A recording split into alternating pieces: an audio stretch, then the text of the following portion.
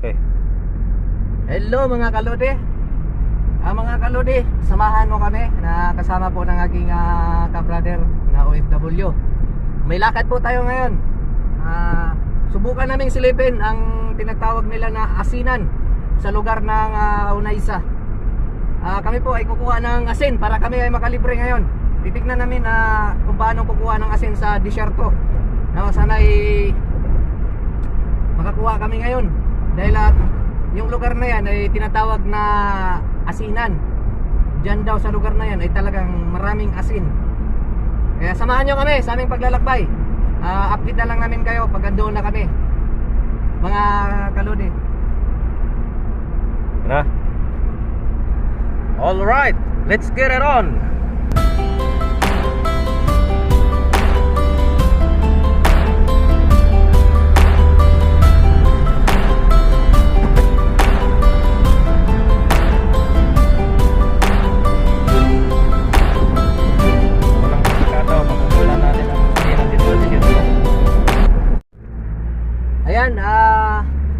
Ayan mga kalode, malapit na tayo sa area na asinan. Ilang minuto na lang at kami ay makakarating na Negro. Ayan, nasa daan po kami ngayon. Gawin na sa destinasyon. Lapit na. Lapit na kami sa asinan. Siguro mga 5 minuto doon na kami. Ito po yung dadaanan namin.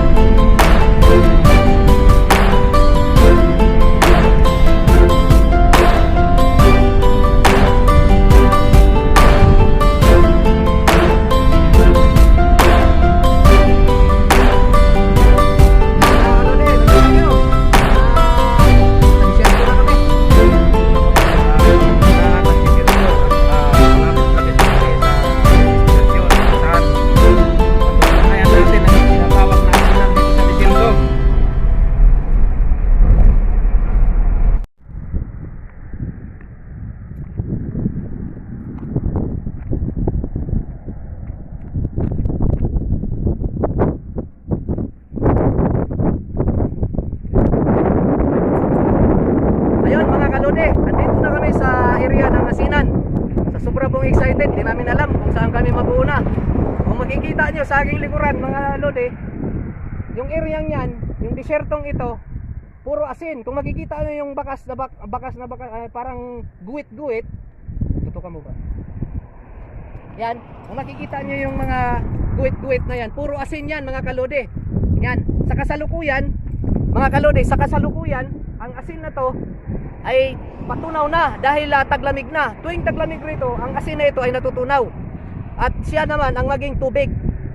Kaya pag nagkaroon ng tubig ito, tapos sabayan pa ng kahit isa o dalawang ulan, maging dagat ito, malalim ito, mga kalode. Kaya mga kalode, samahan nyo kami. Kami ay mag-adventure rito.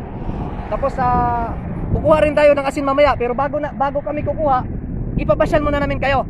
Halika kayo mga kalode, samahan nyo kami.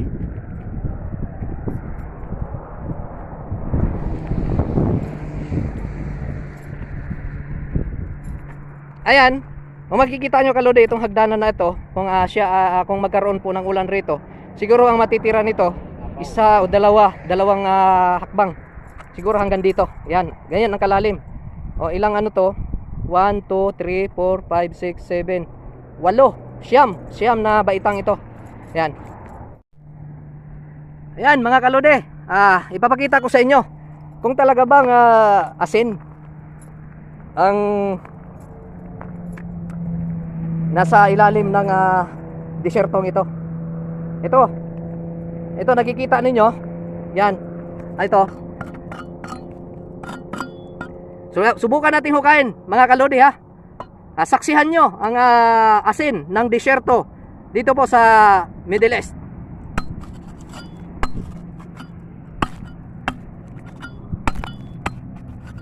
Ang tigas mga kalodi. Oh.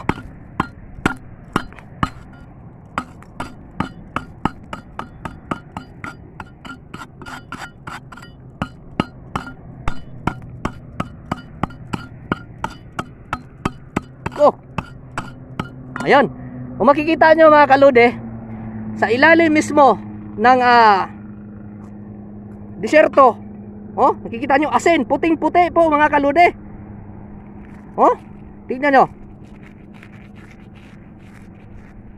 Ayan. Asin yan mga kalode. Hindi po yan scripted ha, live po ito. Kahit ako hindi ko alam anong maramdaman ko dahil na-excite din talaga ako sa lugar na ito nung nalaman ko na ang disyertong ito ay asin. Ayan oh. Oh. Ito ha. Pakita ko sa inyo. Ayan. Makikita nyo yung guwit-guwit na yan. Ayan. Makikita nyo, nagbibitakang mga asin. Dahil sila ay natutunaw na ngayon dahil taglamig. Disyerto po ito, napakalawak. Ito po ay tinaguri ang malawak na dagat sa areang ito pag sa panahon ng taglamig. Kaya kung makikita ninyo, ayan, yung bakas-bakas na yan, guwit-guwit na yan, ay nagbibitakan na po sila at dahan-dahan pong natutunaw ang mga asin. Matigas mga kaludi.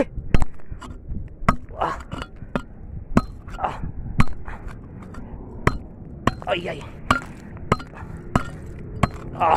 Yun. Oh, yun mga kaludi. Oh, basa na. Yung asin niya, basa na talaga. Oh. Basa. So, kaya pala nagbitak na siya. Tawag dito, nag-crack-crack na. Dahil tubig na pala ang ilalim niya. Dahil taglamig na. Oh, tingnan niyo mga kalodi. Ayan. Yung butas, ayan oh, puti. Ayan oh, asin. Basa. Basa na mga kalodi. Ayan, tingnan niyo mga kalodi. Oh. Puro asin ang ilalim ng disyertong ito, mga kalodi.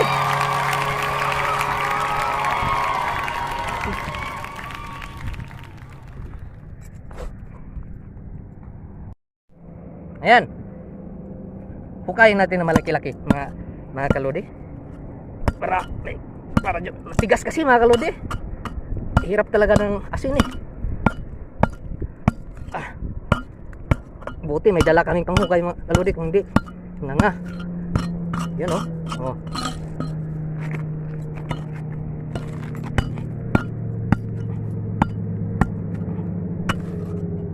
Oh, dami.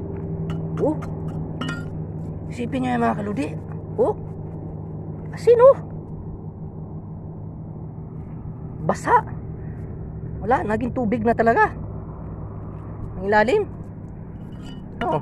Lipat tayo mga kaludi. Ito mga kalodi, dito tayo, medyo malambot ito. Kita nyo, nagbitak na siya, nag-crack na. Dahil ang ilalim nito basa na. So umaangat na yung ibabaw. Ngayon tignan nyo ha. Tingnan nyo ha.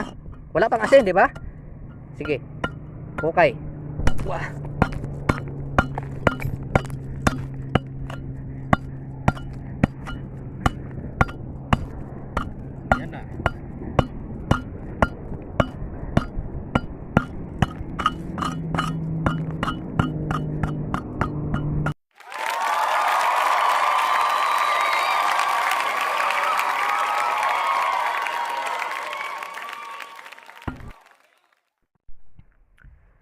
Ayan mga kalode, kung mapapansin ninyo, ayan, puting-puti yung asin. O ayan, talagang kahit saang sulok o saang area ako maghukay, talagang may asin. Kaya napatunayan ko sa sarili ko na talagang totoo ang sinasabi nilang asinan dito sa Saudi Arabia. Ayan. Talagang parang kung iisipin natin mga kaludi, parang imposible. Pero ako mismo ang nakasaksi at ayan, at pati kayo ay nakikita ninyo na talagang totoo.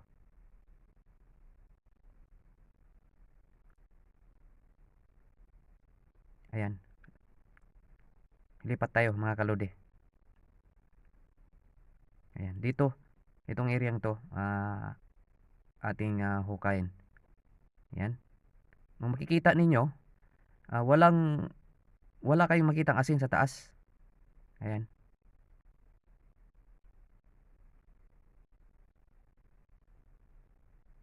Sobrang tigas mga kaludi. At medyo pagod dahil ang init ng araw.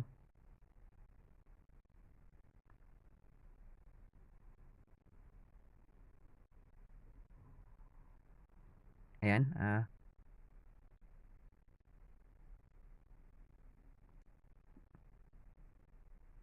ayan, kita nyo mga kalodi. Sobrang liit pa ng butas na aking nagawa.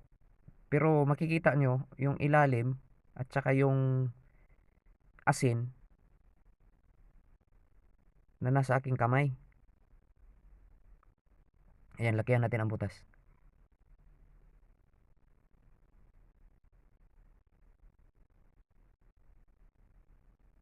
Ayan. Ito, batong asin. Ito, matigas to mga kalodi. Pero pag ay dinurog yan ay maging asin. Lalo na pag pinong-pino ang pagdurog, puting-puting asin. Yan, kita nyo. Sobrang tigas sa taas. Pero pag mahukay na siya, papunta sa ilalim, ang ilalim naman niya ay basa na at magiging tubig. Sapagkat ngayon ay taglamig na, dahan-dahan nang natutunaw ang asin. Talagang imposible, pero ito'y ating napatunayan mga kaludi.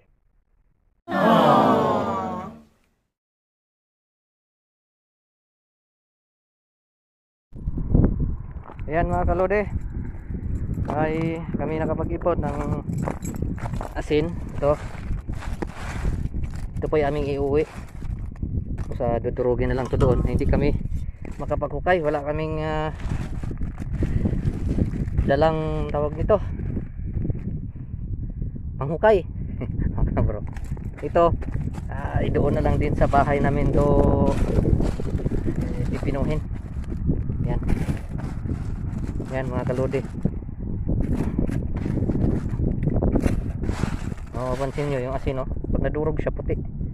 Yan, dami, kaso lang wala kaming dalang panghukay. Ang tigas, parang parang simento. Napapalaban kami. Ayan,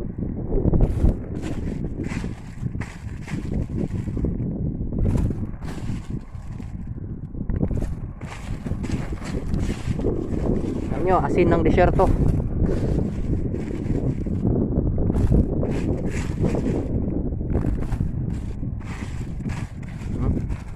Dami, puting puti. Ayan mga kaludi, maraming salamat po sa inyong panonood. At ngayon, pagkatapos po nito, medyo pagod na kami ni bro sa aming adventure.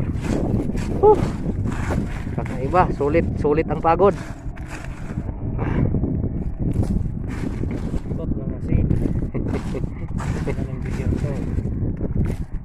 Ano bro, kung isipin na kami wala na pong pambili ng asin, ngunit dun sa katotohanan ay nagtutok na kami ng asin dito. May mapadaan na arabo dito at may maawa sa amin. yan, puno na yung sako natin mga kaludi. Yung kinuha namin na asin, yung lang, yung nasa taas lang.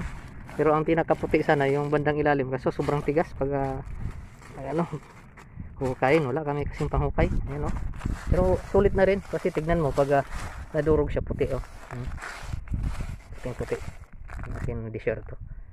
Sulit na din.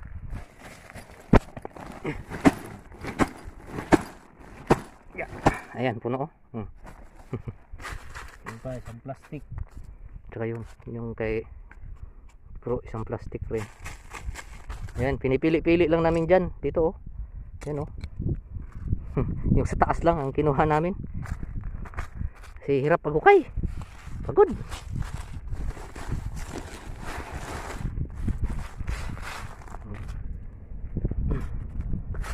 Tapos pagkatir ito, pauwi na kami.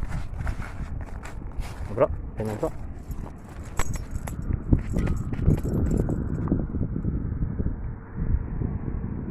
Yan mga kalodi, asin, puting-puti.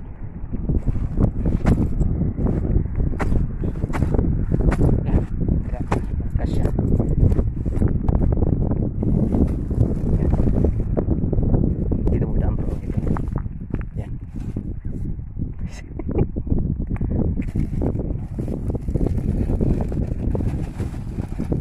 Asin ng disyerto mga kalodi.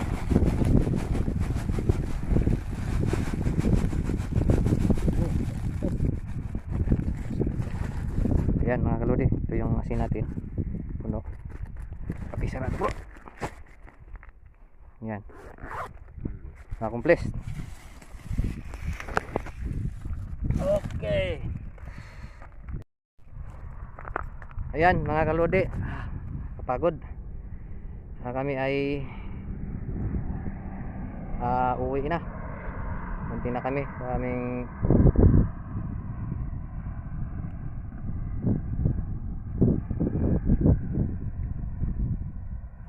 yan mga kalodi, dala ko na yung yan, yung asin, ang sako maliit.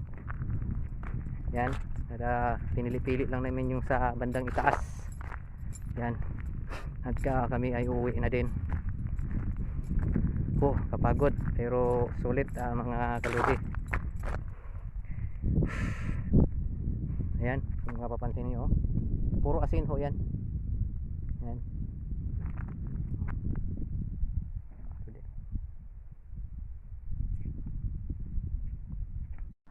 Ayan. Yan lang po ang kinukuha namin mga kalodi. Ito mga ganito. Yung iniipon namin. Kasi hirap po kain. Yan. Pauwi na kami mga kalodi. Ayan si bro.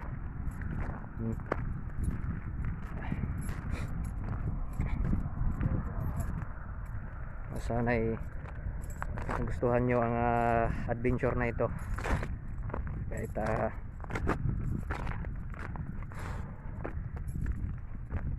yan, dito po sa danan. Yeah. Yan ating service. Yan mga kalodi, view ng asinan. Ayan na mga kalodi, natapos na rin ang ating adventure. At kung inyo mang nagustuhan ang aking video, paki-like na lang po. At sa mga hindi pa po nakapag-subscribe, paki-subscribe na lang din po. At paki-hit na lang po ng notification bell. At paki-select ng all para lagi kayong updated sa aking mga susunod na mga video. Maraming salamat po. Uwi na po kami. Galing po tayo sa adventure ng asinan. Nakakapagod pero enjoy. Enjoy mga kalodi.